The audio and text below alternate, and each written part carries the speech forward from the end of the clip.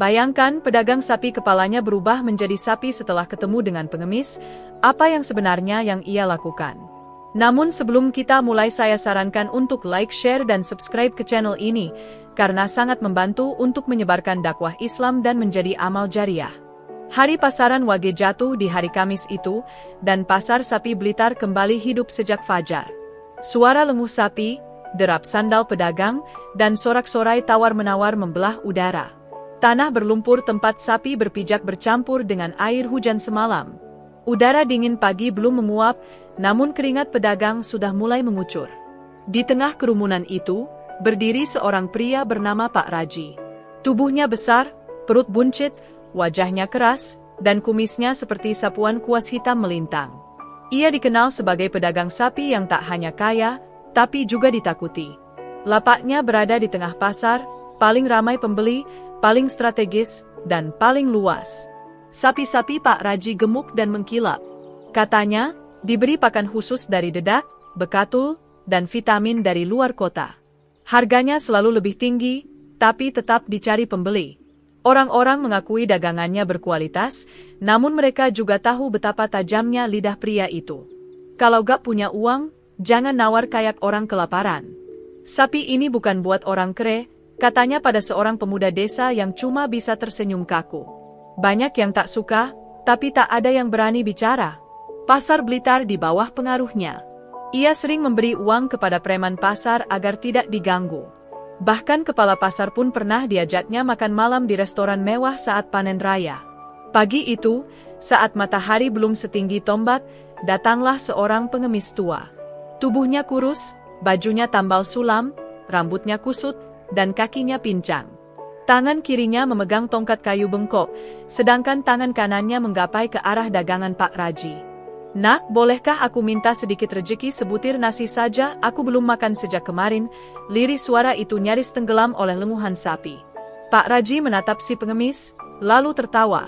Tawanya keras dan kasar. "Hah? Minta nasi di pasar sapi? Sini, tak kasih air biar kenyang sekalian." Ia lalu mengambil ember bekas cucian kaki sapi yang ada di sampingnya, dan dengan satu ayunan kuat, ia siramkan air kotor itu ke tubuh si pengemis. Air itu mengenai wajah, badan, dan kain lusuh si pengemis tua. Orang-orang sekitar terdiam. Beberapa tampak hendak menolong, namun segera mengurungkan niat setelah menoleh ke arah Pak Raji yang mendelik galak. Si pengemis jatuh terduduk. Tubuhnya menggigil bukan karena dingin, tapi karena hinaan. Air menetes dari janggut dan kerutan wajahnya. Ia menatap Pak Raji dengan mata sayu, lalu menggumamkan sesuatu yang hanya bisa didengar oleh angin pagi.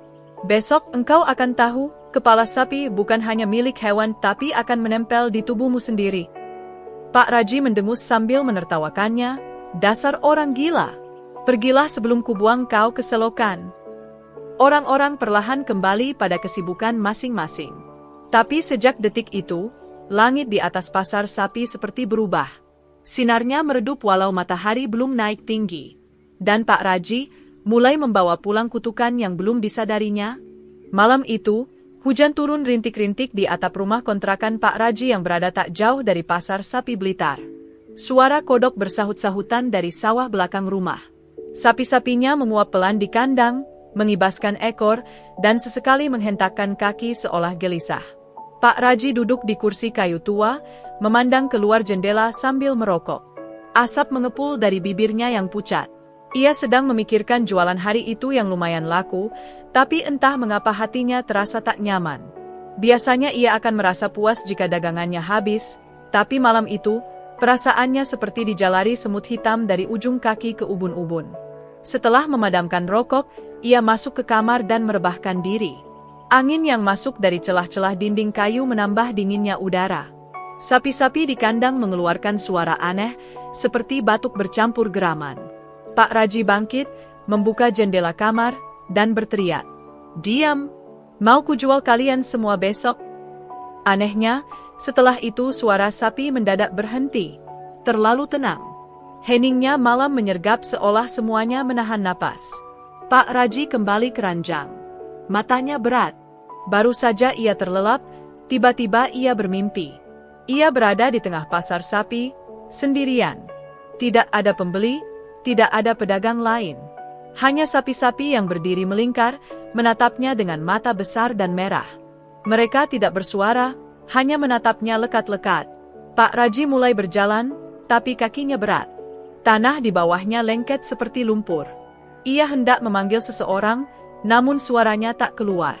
Tiba-tiba, seekor sapi paling besar maju mendekat. Tubuhnya hitam pekat, matanya merah menyala, dan di dahinya ada luka berbentuk telapak tangan. Sapi itu menunduk, lalu berbicara dalam suara manusia, berat dan lambat. Engkau menyiram air kotor pada orang yang lebih suci darimu, engkau akan menerima ganti kepala sapi untuk manusia. Tiba-tiba kepala Pak Raji terasa berat. Sangat berat. Tangannya ingin meraba wajahnya, tapi ia tak bisa menggerakkan tubuhnya. Ia menjerit, tapi jeritannya berubah menjadi lenguhan sapi. Suara berat dan rendah menggema di sekelilingnya. Lalu dari balik barisan sapi, muncul sosok pengemis tua. Wajahnya tersenyum tenang. Ia melangkah perlahan, mendekati Pak Raji, dan berkata tanpa membuka mulut. Malammu baru di mulut? Pak Raji terbangun dengan nafas terengah. Peluh membasahi tubuhnya meski udara dingin menusuk. Jendela kamarnya terbuka, dan dari luar terdengar suara sapi, tapi bukan seperti biasa. Suara itu seperti sedang tertawa. Pagi menjelang, kabut masih menempel di dedaunan dan pagar bambu belakang rumah. Ayam jantan berkokok dari jauh, bersahutan dengan suara burung pipit. Pak Raji bangun dari tidurnya yang kacau, lehernya kaku, dan dadanya sesak. Mimpi aneh semalam masih membekas kuat di kepalanya. Ia duduk di pinggir ranjang, mengusap wajah dengan kedua telapak tangan. Keringat dingin masih merembes dari pelipisnya. Ia merasa haus, lalu bangkit dan menuju dapur kecil. Di sana, istrinya sudah menanak nasi dan mengaduk air teh dalam panci. "Kamu tadi malam melindur," teriak-teriak aneh, kata istrinya sambil menuang teh ke gelas kaleng. Pak Raji hanya mendengus. Ia duduk di kursi dapur, meneguk teh panas itu cepat-cepat, berharap bisa menghilangkan bayangan mimpinya. Tapi saat ia selesai minum dan berjalan menuju kamar mandi untuk mencuci muka, dunia serasa berguncang. Di dalam kamar mandi, tergantung cermin kecil yang sudah buram. Ia membungkuk, membasuh wajah dengan air sumur, lalu menatap pantulan wajahnya di cermin. Sesaat ia mengedipkan mata, lalu memicingkan pandangan. Ia terdiam. Cermin itu menunjukkan sesuatu yang tak masuk akal. Hidungnya lebih lebar. Matanya membesar, dahinya seperti menonjol, dan kulit wajahnya seperti kasar, penuh bulu halus. Ia mundur selangkah, mengucek mata, lalu menatap lagi. Dan kali ini, wajah itu berubah lebih jelas, sebuah kepala sapi.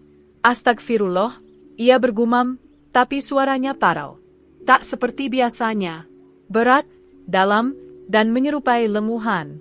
Ia menutup mulutnya, lalu menjerit. Tapi jeritannya terdengar seperti suara sapi yang kesakitan. Tubuhnya menggigil. Ia menghantam cermin itu hingga retak. Serpihan kaca jatuh ke lantai basah. Darah mengalir dari tangannya, tapi ia tak merasakannya. Hanya satu hal yang memenuhi pikirannya, wajahnya bukan lagi manusia. Dari luar kamar mandi, istrinya mendengar suara ribut. Ia berlari ke arah kamar mandi dan membuka pintu. "Raji, kamu kenapa?" Jeritan nyaring membelah rumah kecil itu. Istrinya mundur dengan langkah goyah, pingsan di ambang pintu. Pak Raji terduduk di pojok kamar mandi, memeluk lututnya. Tubuhnya menggigil, nafasnya berat, dan air mata mulai menetes dari mata yang bukan lagi milik manusia.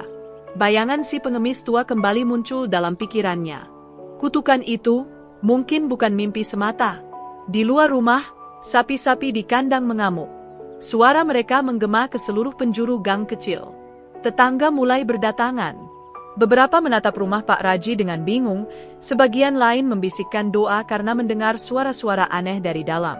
Dan di sudut jalan kecil yang becek, berdiri sosok renta berjubah abu-abu, menatap rumah itu sambil menggumamkan sesuatu yang hanya dipahami langit dan bumi. Matahari baru saja naik setinggi tombak ketika Pak Raji tiba di pasar sapi Blitar. Ia mengenakan kopiah hitam dan sarung tua, mencoba menutupi wajahnya dengan masker kain. Langkahnya berat, tapi ia tetap memaksa berangkat, berharap semua itu hanya sisa mimpi buruk. Namun sepanjang perjalanan, setiap orang yang ia lewati memandanginya dengan tatapan aneh. Sebagian menunduk setelah melihat wajahnya, sebagian lagi justru menatapnya lebih lama dari biasanya, lalu membisikkan sesuatu kepada teman di sebelahnya. "Raji kok makin aneh sekarang ya?" kata seorang ibu tua penjual sayur. "Wajahnya mirip sapi nggak sih? Atau aku yang salah lihat?" bisik pedagang pisang kepada tetangganya. Pak Raji pura-pura tak mendengar. Ia terus melangkah, keringat dingin membasahi punggungnya. Saat ia tiba di lapak jualannya, sapi-sapinya tampak lebih gelisah dari biasanya. Tali tambat mereka ditarik-tarik, matanya liar, dan salah satu bahkan mencoba menyeruduk pembatas kayu. "Hei, tenang kalian ini," seru Pak Raji sambil mencoba menenangkan sapi-sapinya. Namun suara yang keluar dari mulutnya bukan suara manusia.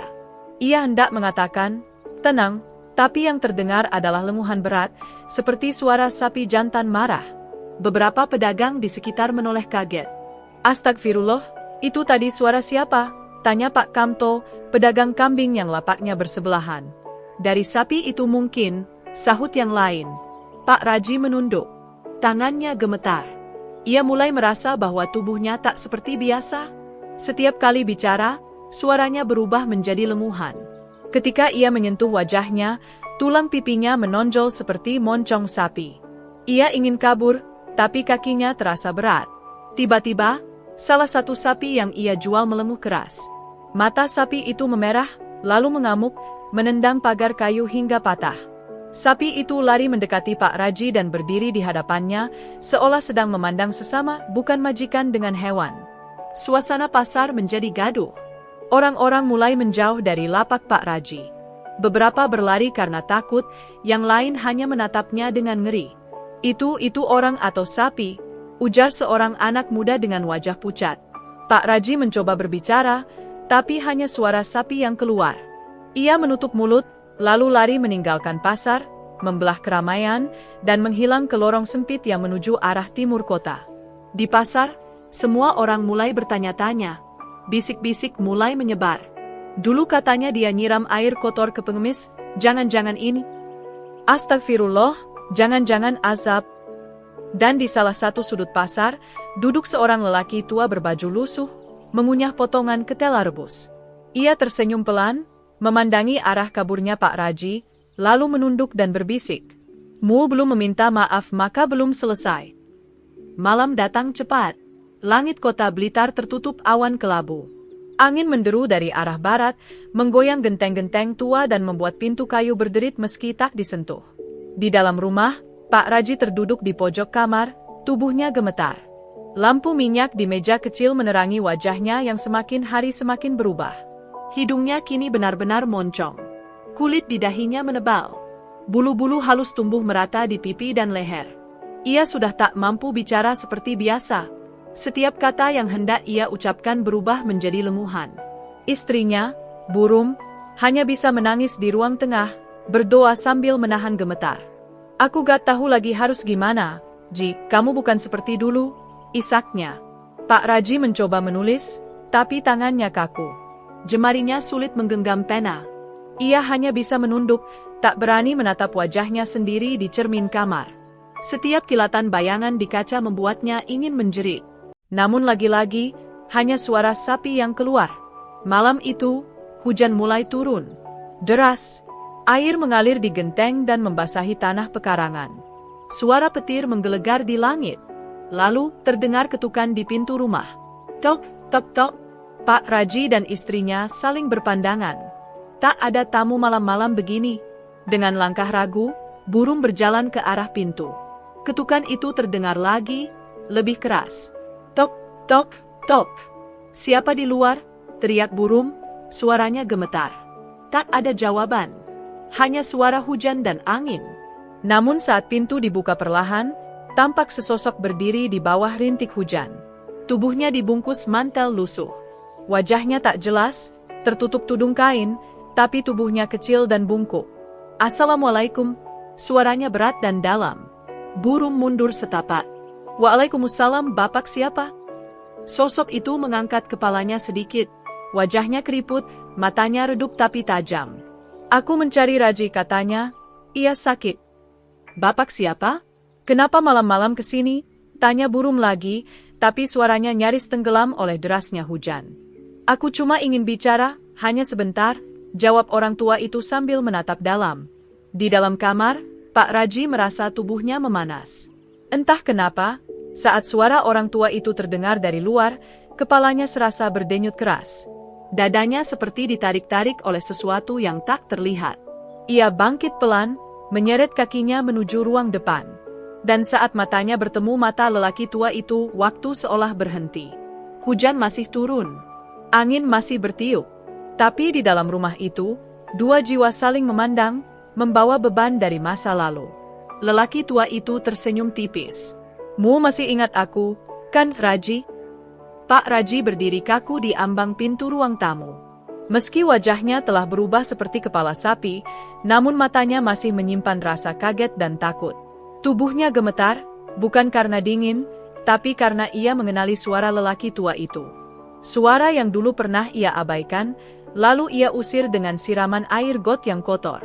Lelaki tua itu melangkah masuk.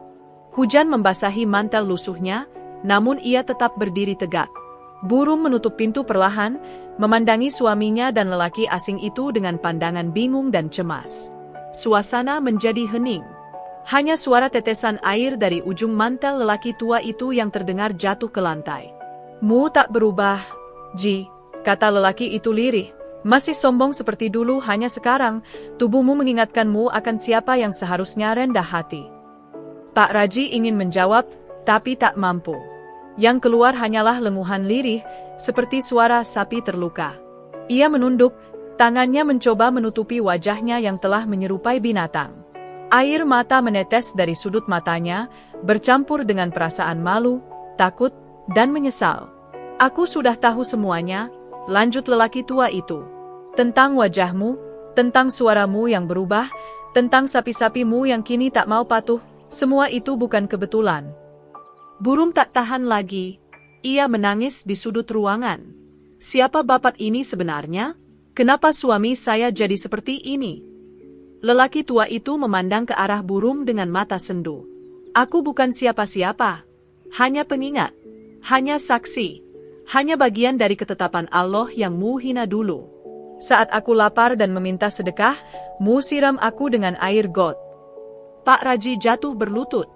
Tubuhnya yang besar kini seperti hancur oleh rasa bersalah.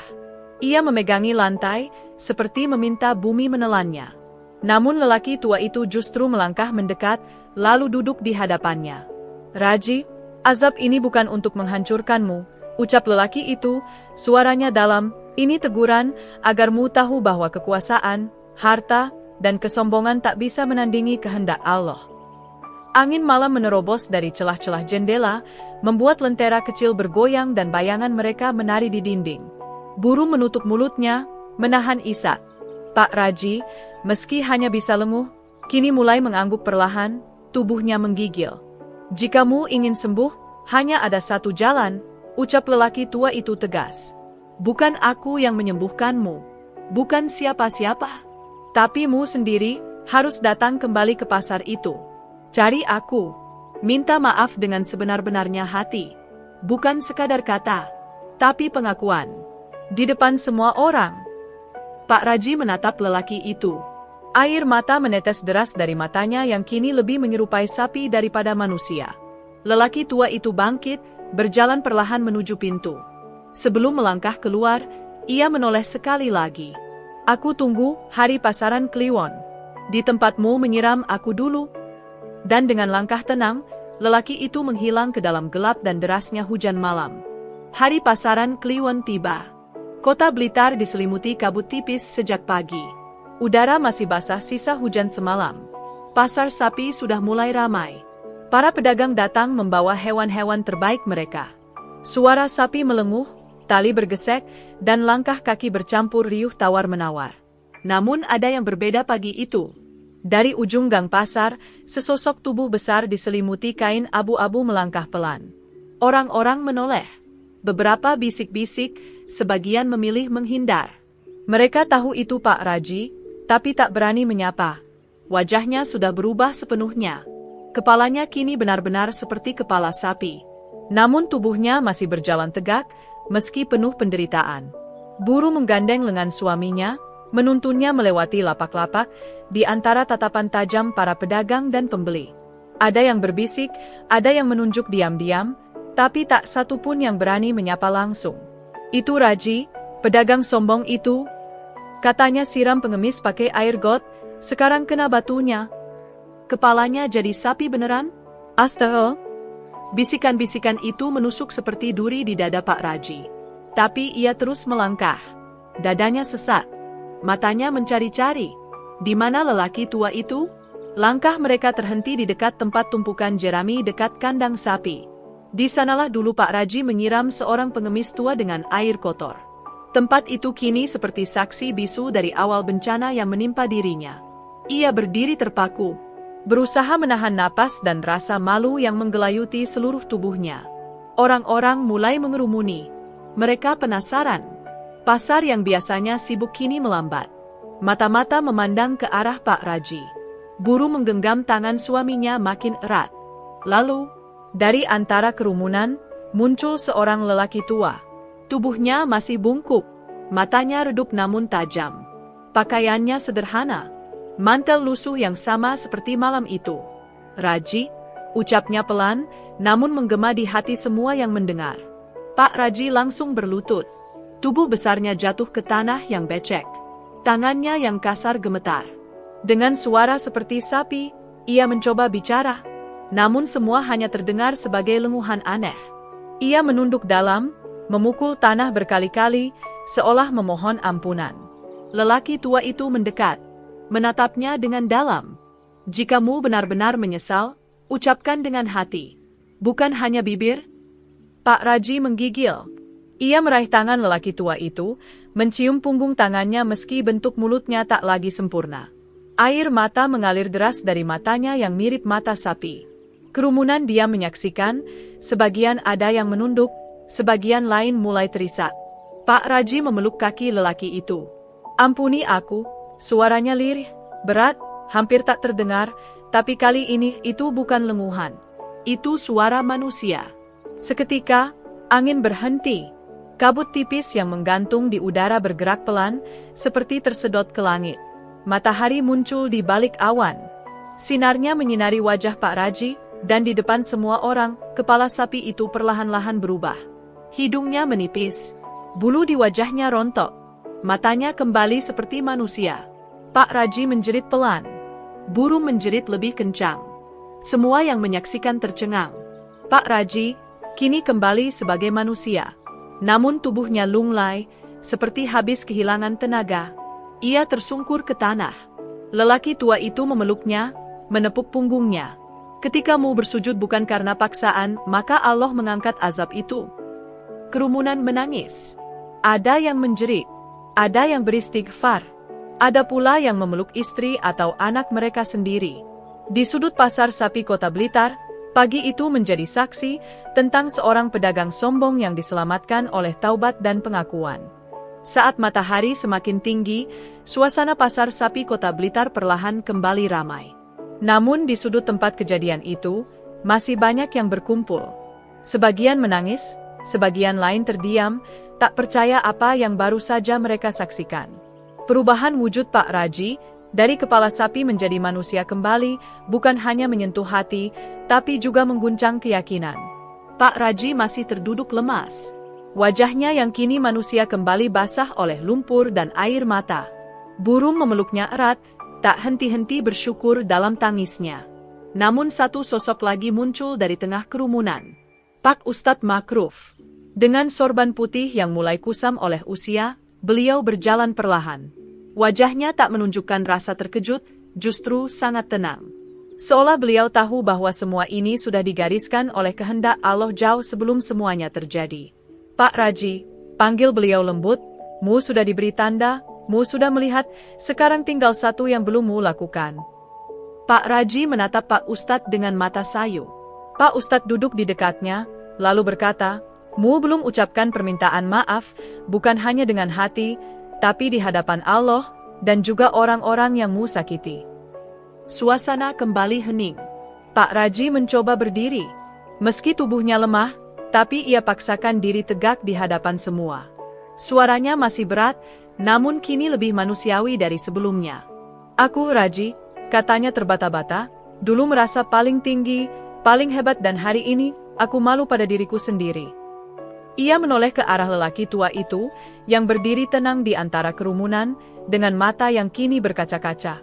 Maafkan aku, ucap Pak Raji dengan suara gemetar, aku hinamu, aku siramu, aku abaikanmu padahal Allah yang aku sembah menyuruhku menghormati, membantu, dan menyayangi. Tapi aku malah menyakiti. Lelaki tua itu mengangguk pelan, lalu maju satu langkah, menatap Pak Raji dengan lembut. Aku sudah memaafkanmu bahkan sebelummu berubah jadi seperti itu, ujarnya. Tangis pecah.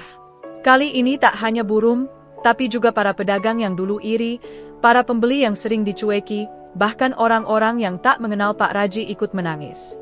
Air mata Pak Ustadz jatuh, perlahan mengalir dari sudut mata yang sudah mulai keriput. Semoga kejadian ini jadi pelajaran bagi kita semua, ucap Pak Ustadz dengan suara berat, bahwa Allah tidak tidur. Dia melihat, dia mendengar, dan dia bisa memberi teguran yang tidak kita duga. Pak Raji lalu berlutut di depan Pak Ustadz, memegang kedua kakinya. Terima kasih Pak Ustadz, atas doa dan nasihat selama ini, aku telah mengabaikanmu, meremehkan peringatanmu tapi Allah tak pernah meninggalkan aku. Pak Ustadz bangkit, lalu memeluk Pak Raji.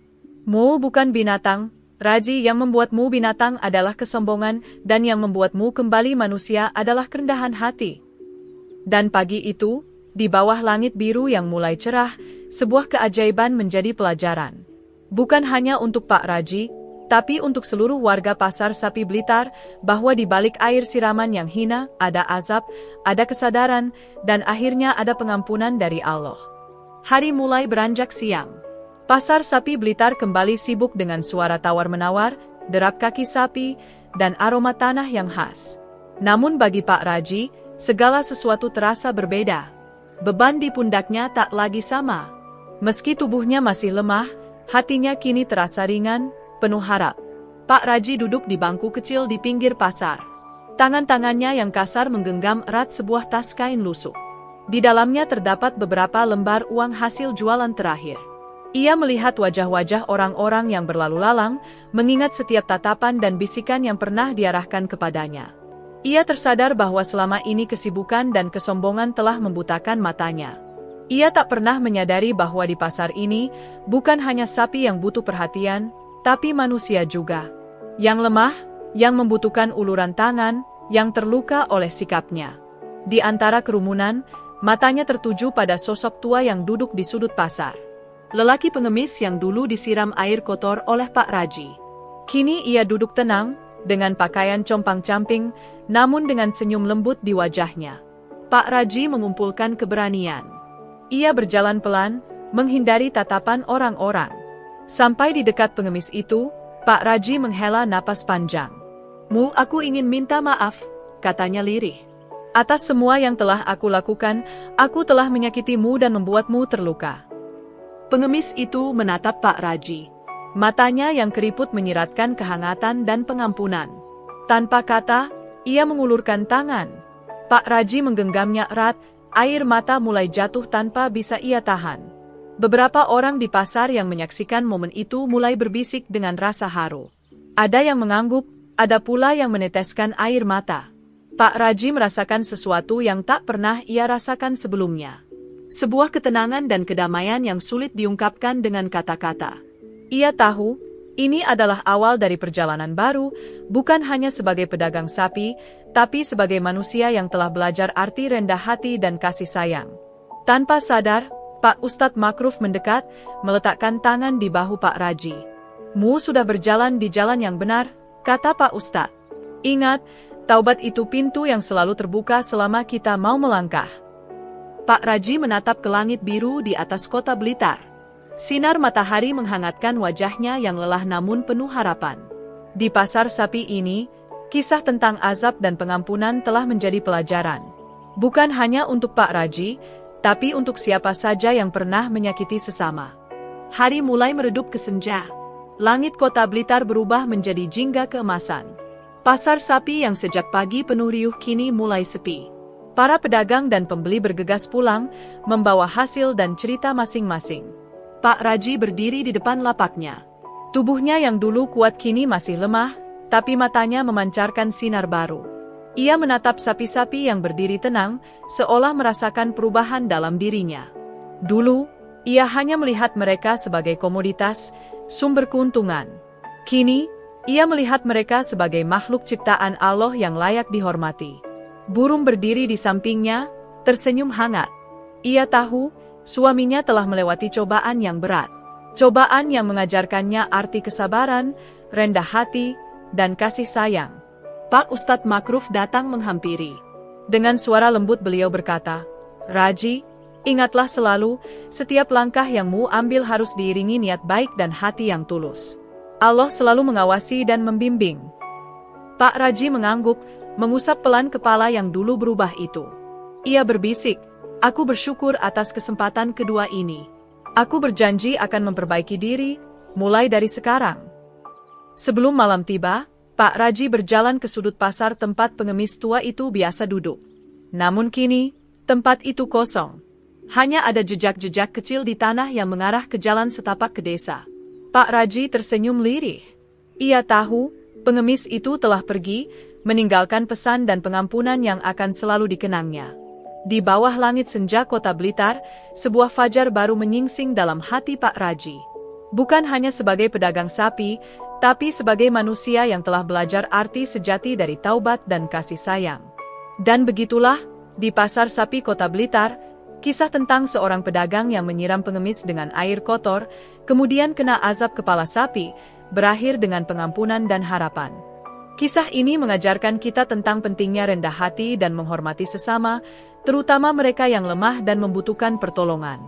Kesombongan dan sikap merendahkan orang lain bisa membawa azab dan penderitaan, baik secara lahir maupun batin. Taubat dan pengampunan adalah jalan untuk memperbaiki diri, kembali kepada jalan yang diridhai oleh Allah.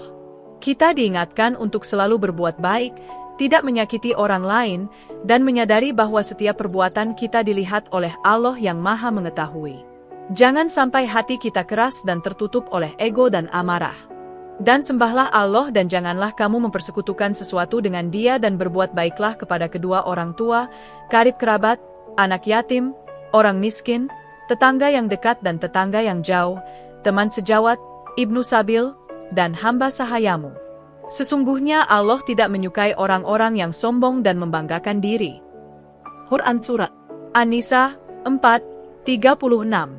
Cerita ini hanyalah fiktif belaka.